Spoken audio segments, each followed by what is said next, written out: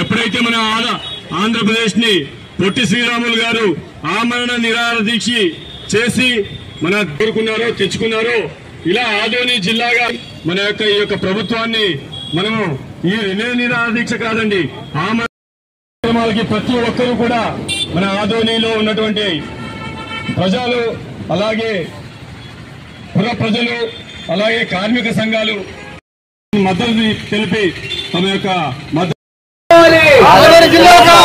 మండలాలతో కూడిన ఆదోని జిల్లా మండలాలతో కూడిన ఆదోని జిల్లా ఇవన్నీ ప్రజలు గమనిస్తున్నారు. ఇవన్నీ గమనించి రాబోయే రోజుల్లో ప్రజలు కూడా చైతన్యవంతులు అయినారు. మీకు బుద్ధి చెప్పే రోజులు దగ్గర వస్తారని చెప్పి నేను ఈ సందర్భంగా మనవి చేస్తున్నా. మీకు